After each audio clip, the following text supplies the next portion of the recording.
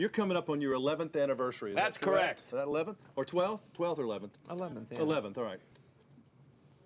How has this show, in your mind, changed since you started 11 years ago? Well, it's probably less of a talk show and more of a comedy show. We do a little longer monologue, and then you have a first piece of comedy, and then you have a main piece of comedy. Sometimes in the old days, we do 4 guests. Now we do 2, sometimes 3.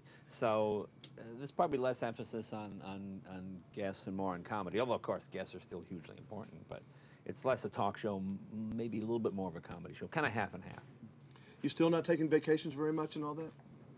Well, no, my life, you know, we do these jobs. Your life's a vacation. Show business is pretty easy, so you can't be complaining about, you know, when you make this kind of dough, you can't go, I want more time off. You know. I read, what's my quote from Jay Leno? Ambition wins over genius 99% of the time. Well, I guess I'm living proof of that. I like that quote. I just hadn't heard that Well, one before I think from it's you. true. I think that's sort of, you know, I come from those sort of Depression-era parents, and if you work hard, you can pretty much accomplish what you want. And that's pretty much it. Everything I had, I don't think I got because I was better than anybody else. I just think I was willing to put a little more effort in, you know. And comics, and I'm one, tend to be inherently kind of lazy.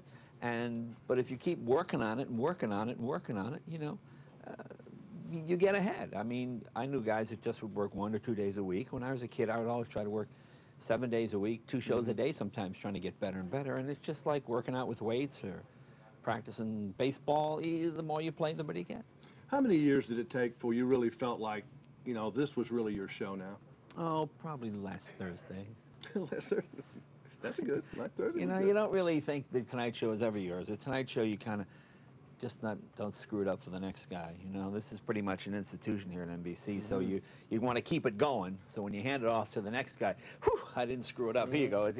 You know, it's like when your parents, when you stay with people, just leave the house as good as it was when you got there. Was there a point, though, that you felt like the new guy for a couple of years, or was it a year? Oh, for a long time. Well, you know, it was only like maybe 2 years ago. I was driving in my car, and they're doing one of these Trivial Pursuit things on the radio. This guy comes on, hey, here's a question for you. Who's the second longest running host of the Tonight Show after Johnny Carson? And I went, oh, well, that would be, and then a caller called in, Jay Leno. I went, oh, that's right, it was me. I guess it is me.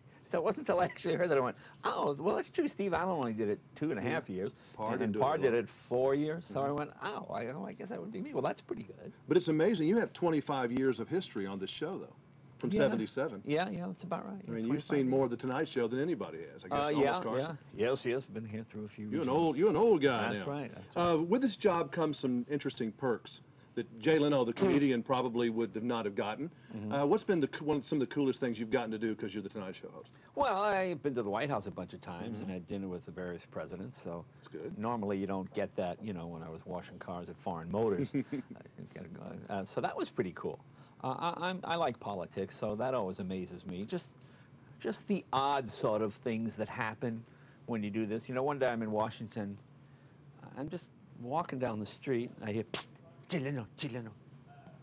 And it's like this Middle Eastern guy. Salman Rushdie wishes to talk to you. Call him. And I get, what? Salman Rushdie?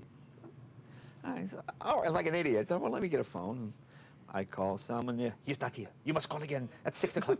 Call this number. All right. And it was Salman Rushdie. That's when that whole thing was going. And he wanted to be on the show. Oh.